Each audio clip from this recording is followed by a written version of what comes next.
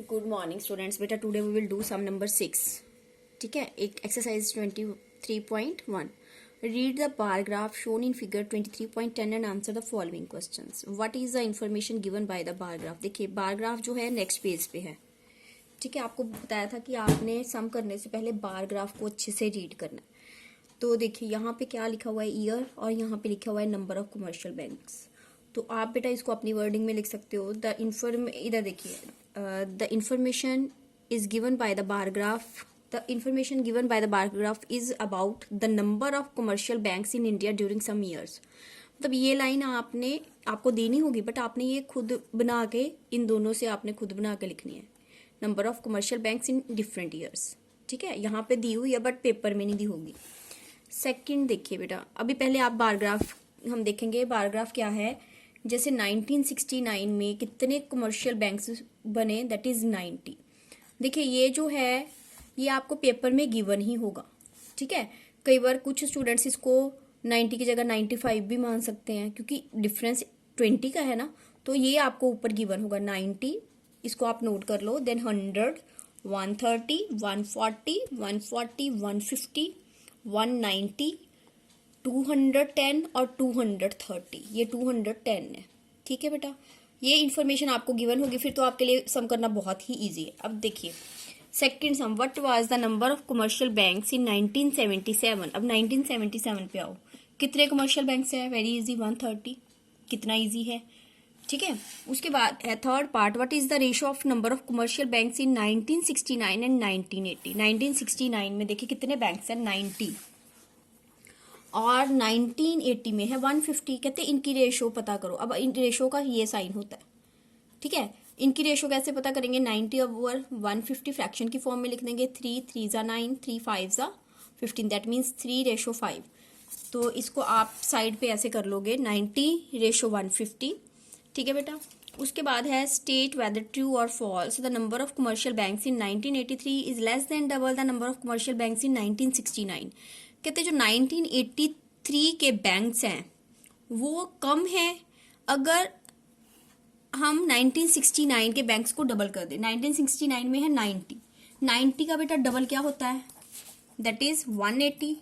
और 1983 के बैंक कितने हैं, 230। अब क्या स्टेटमेंट थी, the number of commercial banks in 1983 में थे 210। कहते 210 जो है वो कम है कमर्शियल बैंक, इससे कम है, नो ये तो ज्यादा है, ये वाले ज्यादा है ना, तो ये क्या आ जाएगा बेटा, फॉल्स। नेक्स्ट सम पे आइए, seventh sum, given below is the bar graph indicating the marks obtained out of 50 in mathematics paper by 100 students. देखिए अब ध्यान से इस सम को समझिए। ये वाला सम जो है इसमें हमें क्या बोला गया है, इसमें बोला गया है कि जो 100 स्टूडेंट्स हैं उन्होंने पेपर दिया। ठीक है बेटा, और उनके जो मार्क्स आए हैं, जैसे आपकी क्लास में मार्क्स आए हों, हम ये बोले कि 0 से लेकर 9 तक मार्क्स लेने वाले कितने स्टूडेंट्स हैं, 27। ये भी आपको गिवन होगा। किसी के 0 है, किसी के 1 है, किसी के 2 है।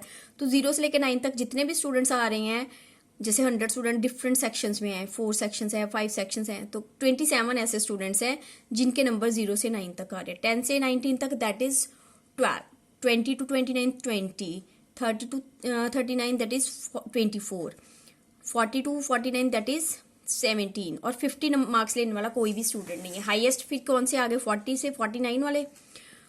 Question number 1, first part. It is decided to distribute workbooks on mathematics to the students obtaining less than 20 marks. कहते हैं जिनके मार्क्स 20 से कम आए हैं उनको क्या किया, डिसाइड क्या किया है, giving 1 workbook to each of such students. उनको एक एक वर्कबुक देने का फैसला किया। If a workbook cost ₹5, what is the sum required to buy the workbooks. देखिए बेटा, जिनके मार्क्स 20 से कम आए, 27 और 12 कितने हो गए, 27 और 12 that is 39।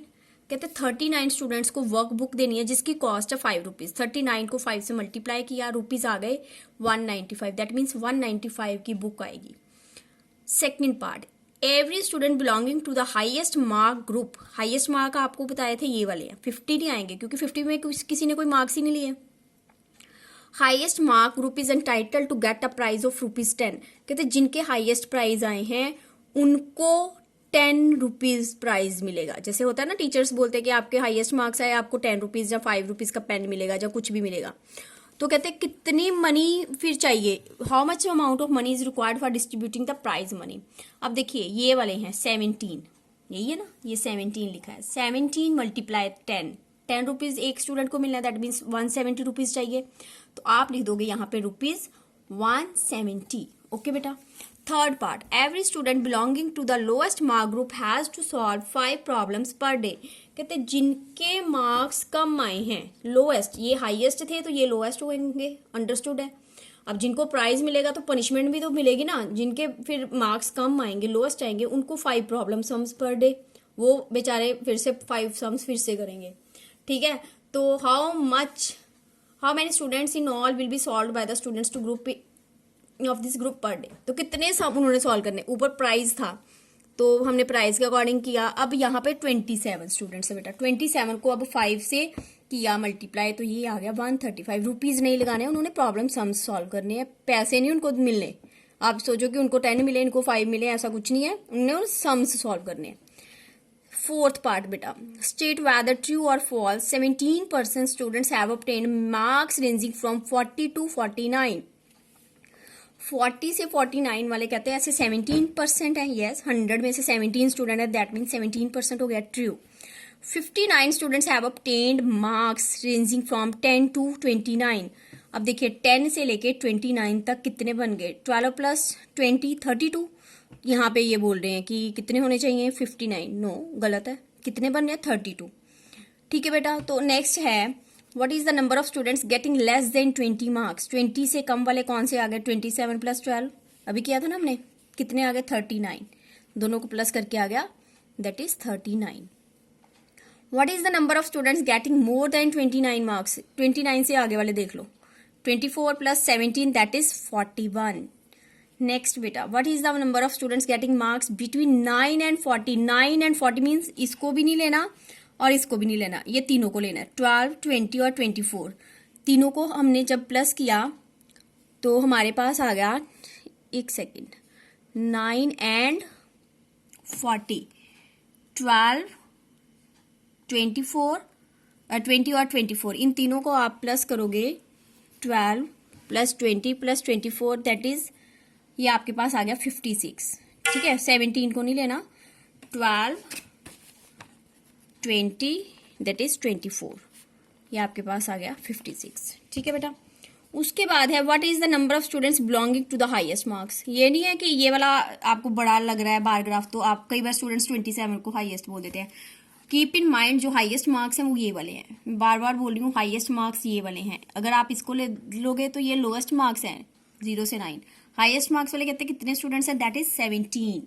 What is the number of students belonging more than 19 marks. 19 वाले से ज्यादा कितने हैं, ये तीनों, 20, 24, 17, दैट तीनों को प्लस करोगे दैट इज 61। ओके बेटा, ये एक बार सारे को देख लो। उसके बाद हम नेक्स्ट सम करेंगे, that is sum number 8। Sum number 8 देखिए बेटा, सम नंबर 8 में क्या है, read the following bar graph and answer the following questions. इसको पहले आप लिख लो 50, अगेन 50, देन 60, 60, 60, 100, 250, 350, 450। ओके बेटा, ये आपको इन्फॉर्मेशन गिवन होगी, क्योंकि कई बार स्टूडेंट्स अलग अलग लिख देते हैं फिर आंसर डिफरेंट आ जाते हैं। What is the information given by the bar graph, same आपको बताया है, आपने ईयर दिए हैं, नंबर ऑफ गवर्नमेंट कंपनीज दिए हैं, आप इसको अपनी स्टेटमेंट में कैसे लिख लोगे, the information given by the bar graph is about the number of government companies in India during some years, या कुछ भी आप लिख दो, number of companies, government companies in India in different years, sense निकलनी चाहिए बस।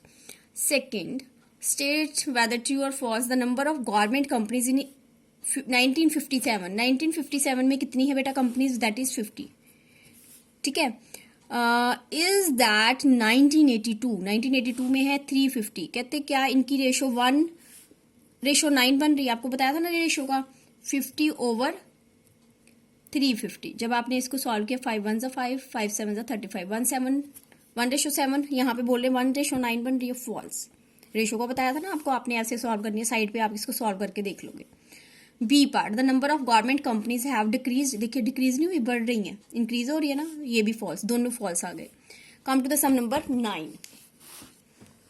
हाँ जी बेटा, देखिए अब आपके पास ये बार ग्राफ है राइस और वीट, राइस और वीट का ये बार ग्राफ शो हो रहा है डिफरेंट स्टेट्स में। यूपी में जो है यहाँ पे राइस कितनी प्रोडक्शन हो रही है, दैट इज 8, ठीक है बेटा, और वीट की हो रही है 16, यहाँ पे 16 लिख लो। यहाँ पे राइस 10, इसके सामने देखिए बिल्कुल सामने है, इसलिए इसको 10 लिखा है, ठीक है। उसके बाद यहाँ पे है इसका 2, देन राइस और वीट सेम, दैट इज 5 और 5, राइस 4, वीट 2, राइस 3, वीट 9, ठीक है बेटा। अब व्हाट इज इंफॉर्मेशन, तो आप इसका आंसर में से चेक कर लेना। इसका आप ऐसे लिख सकते हो, the information given by the bar graph is about the production of rice and wheat in different states, ठीक है। Which state is the largest producer of rice, सबसे ज्यादा कहते राइस कहाँ पे प्रोड्यूस हो रहा है। राइस अब देखिए, सिर्फ आपने राइस देखना है, यहाँ पे 8 है, यहाँ पे 10 है, यहाँ पे 5 है, दैट इज 4, दैट इज 3, तो सबसे ज्यादा कहाँ पे हो रहा है बेटा, वेस्ट बंगाल, WB लिख दोगे आप, ठीक है बच्चे। Which state is the largest producer of wheat, ये राइस का था, वीट का देखिए, अब वीट ये है 16, उससे बाकी सारे कम है, तो यूपी लिख दोगे, ठीक है बेटा। विच state has the total production of rice and wheat, देखिए टोटल प्रोडक्शन मीन्स इन दोनों को पहले प्लस करो, 8 और 16, यहाँ पे ऊपर आप लिख लो 24, सर्कल कर लो कि इनको हमने प्लस किया। 10 और 2 दैट इज 12, 5 और 5 दैट इज 10, 4 और 2 दैट इज 6, 9 और 3 दैट इज 12, ठीक है बेटा।